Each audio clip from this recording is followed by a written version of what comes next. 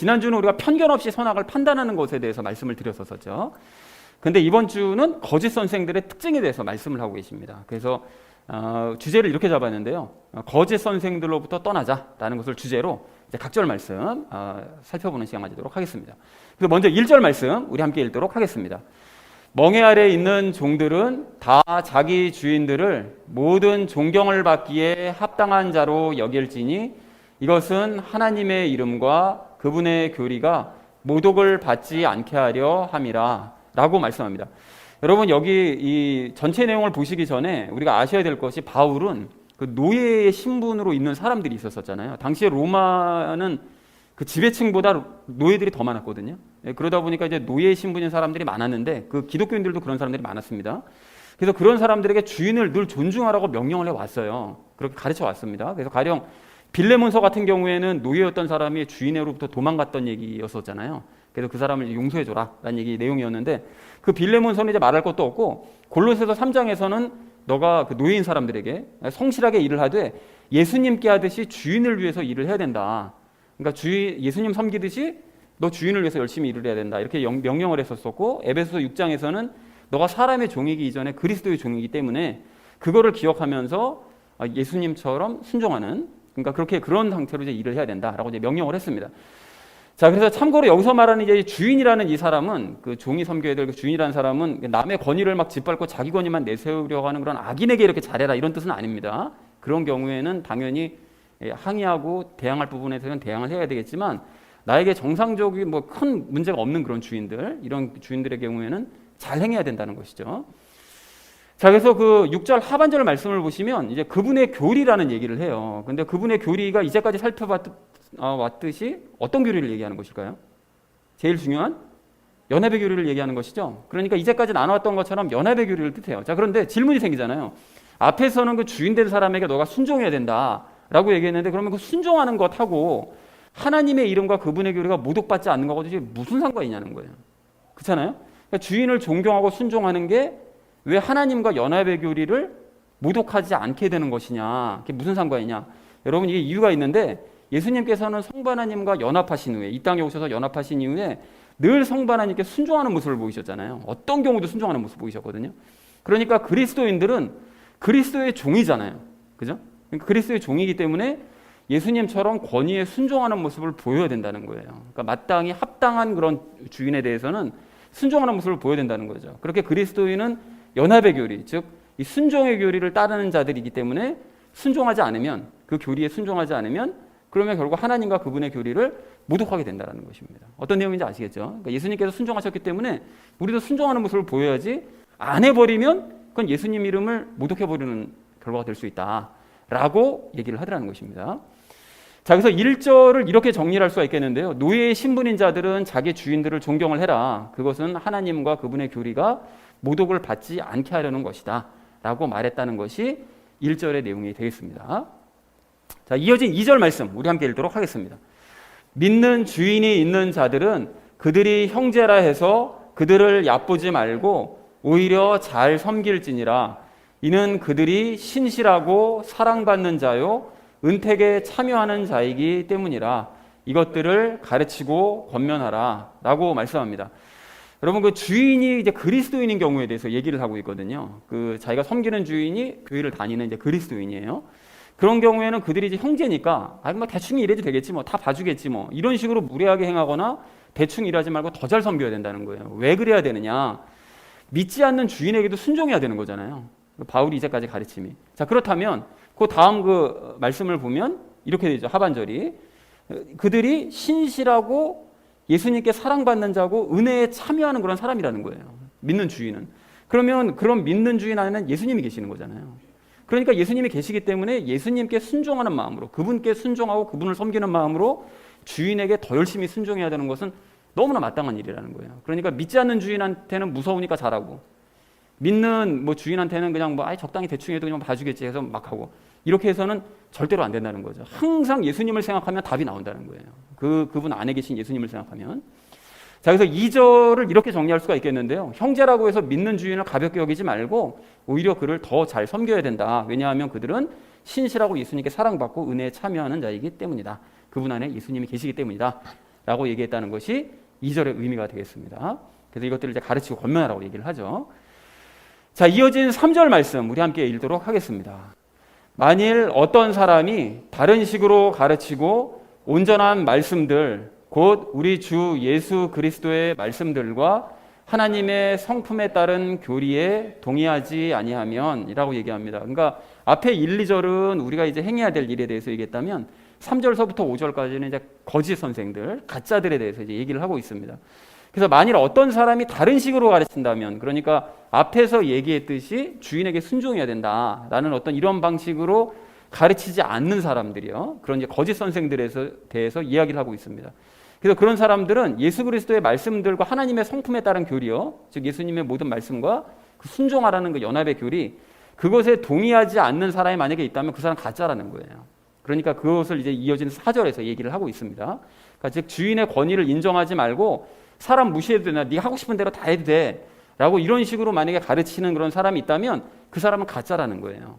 그래서 3절을 이렇게 정리할 수가 있겠는데요, 어떤 사람이 이와는 다른 방식으로 가르치면서 예수님의 온전한 말씀들과 그분의 성품에 따르는 순종의 교리에 만약에 동의하지 않는다면 그 사람은 가짜니까 걸러도 된다라고 얘기했다는 것이 3절의 의미가 되겠습니다. 자, 이어진 4절 말씀 우리 함께 읽도록 하겠습니다. 그는 교만하여 아무것도 알지 못하고 오히려 논쟁과 말다툼을 좋아하는 자니라. 이로써 시기와 다툼과 욕설과 악한 추측이 생기며 라고 얘기합니다. 그러니까 종된 그리스도인이, 여기서 이제 원리가 중요한데요, 그 그리스도인인데 노예예요.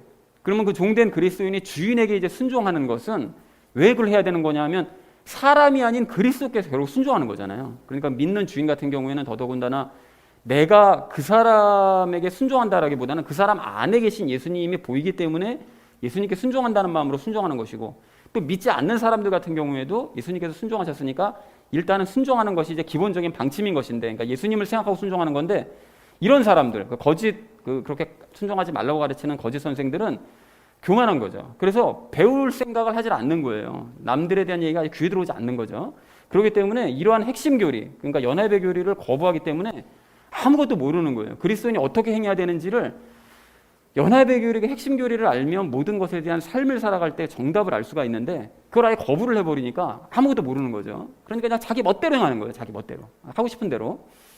자, 그래서 그런 사람들이 논쟁과 말다툼을 일으킵니다. 그래서 아무것도 모르는 상태고 그냥 자기 소견에 오른 대로 다 가르쳐버리니까 결국 연합의 교리를 잘 따르고 있는 그리스도인과 맨날 논쟁하고 맨날 말다툼할 수밖에 없는 거죠. 그러니까 바르게 믿는 사람하고 늘 싸울 수밖에 없는. 그래서 거짓 선생들을 조심해라, 거짓 선생들을 경계해라, 서신서 보면 전부 그 얘기잖아요. 맨날 싸우는 얘기, 둘이서 다툴 수밖에 없는 얘기, 그런 것들을 주장하는 사람들이다. 그래서 그들은 시기와 다툼과 욕설과 악한 추측을 이제 만들어내는데, 시기는 왜 시기를 하는가 하면 예수님과 사람들에게 바른 그리스도인들은 순종하잖아요. 그래서 하나님과도 잘 지내고 사람들과도 잘 지내요. 그럼 그런 그리스도인들을 보면서 시기하는 거죠. 저것들은 뭔데 이렇게 항상 잘 지내는 거야? 기분 나쁜 거죠. 그러니까 그들과 다투는 거예요. 그들을 뒤에서 욕하는 거죠. 그리고 악한 추측도 해요. 좋지 않은 어떤 방법 사용해가지고 하나님과도 잘 지내고 뭐 편법 사용해가지고 사람들과도 잘 지내나 보지 뭐, 이런 식으로 이제 악한 추측들을 만들어낸다는 거예요. 너무 어처구니 없는 사람들인 거죠. 그러니까 본인들이 교만해서 아무것도 알지 못한다는 사실을 모르고 그냥 뭔가 다른 방법이 있겠거니 하고서는 악한 추측이나 하는, 그래서 더 악을 저지르는 이런 사람들이 이제 거짓 선생들이다 라고 얘기하고 있습니다. 자, 그래서 4절을 이렇게 정리할 수 있겠는데요, 거짓 선생들은 교만해서 아무것도 모름으로 논쟁과 말다툼만 하려고 한다. 그래서 그들은 시기하고 싸우고 욕하며 악한 것들만 추측하는 사람들이다 라고 얘기했다는 것이 4절의 의미가 되겠습니다. 자, 마지막 5절 말씀 우리 함께 읽도록 하겠습니다. 또 마음이 부패하고 진리가 없어 이득이 하나님을 따르는 것이라고 생각하는 사람들의 비뚤어진 언쟁이 생기나니 너는 그러한 자들로부터 떠나라 라고 말씀이 좀 어렵게 지금 번역이 되어져 있죠. 여기 일단 먼저 보면 이 사람들이 그럼 왜 거짓 선생들이 이렇게 문제를 일으키는 것이냐, 근본적인 이유가 있는데 진리가 없다는 거예요. 진리가 뭐죠? 말씀이잖아요. 그들에겐 말씀이 없다는 거예요. 거짓 선생들은 말씀이 없는 거죠. 그래서 이제 문제가 생기는 건데, 이득이 하나님을 따르는 것이라고 생각한다는 게 뭔 소린가 하면 이게 이득이고 신앙심이라고 생각한다는 그런 뜻이에요. 그 이득이고 신앙심이다. 그러니까 그 사람들은 이득이 있어야만 하나님을 따라야 된다라는 이런 식의 사고방식을 가지고 있다는 거예요. 그러니까 주인에게 순종하는 게 아무 자기에게 이득이 없다고 생각하면 그거 안 해도 된다. 이렇게 가르쳐 버린다는 거예요. 그러니까 오로지 그들에게 그 중요한 것은, 바른 그리스도인들에게 중요한 것은 연합의 원리인데 이들에게 중요한 것은 이득인 거예요. 나에게 이득이 있냐 없냐 이거에 따라서 신앙생활을 결정하는. 자, 그래서 비뚤어진 언쟁이 생길 수밖에 없는 것은 거짓 선생들은 바른 믿음을 가진 사람들을 상대로 자꾸 비뚤어진 말을 하면서 자꾸 언쟁이나 일삼는 이런 일들을 한다라는 것이죠. 그래서 바울이 단호하게 얘기하는 것이 그런 사람들로부터 떠나라 라고 이제 단호하게 명령을 했다는 것이 그 5절의 의미가 되겠습니다. 그래서 5절을 이렇게 정리할 수 있겠는데요. 거짓 선생들은 마음이 부패하고 말씀이 없어서 이득이 있어야만 하나님을 따르겠다고 그렇게 생각을 하는 사람들이기 때문에, 그러니까 바르게 믿는 자들을 상대로 비뚤어진 언쟁만 벌이는 그런 자들이다. 그러니까 너는 이런 사람들로부터 떠나야 마땅하다라고 얘기했다는 것이 5절의 의미가 되겠습니다. 자, 그래서 오늘 본문 말씀을 이렇게 정리를 해볼 수가 있겠는데요. 노예의 신분인 사람들은 주인을 존경해라. 무조건 거부하거나 말 안 듣거나 무조건 스트라이크하거나 이렇게 하지 말고 주인 존경하라는 거죠. 그러니까 이것은 하나님과 연합의 교리가 모독을 받지 않게 하려는 것이다. 예수님께서 순종하셨으니까 너희도 마땅히 기본적으로 순종하는 모습을 보이는 것이 마땅한 것이다. 특히 주인이 성도일 경우에는 그를 절대로 가볍게 여기지 말고 도리어 더욱 잘 섬기라고 가르치고 권면을 해야 된다. 그러나 어떤 거짓 선생이 이것과는 다르게 가르치면서 예수님의 말씀과 그분의 교리를 만약에 거부를 한다면, 그 순종의 교리를 거부한다면 그런 사람은 교만해서 아무것도 모르는 사람이다. 그럼 오직 논쟁과 말다툼만 좋아하는 그런 사람인 거다. 그래서 그 사람은 시기와 다툼과 욕설과 악한 것들만 추측하면서 자꾸 문제를 일으키는 그런 사람이다.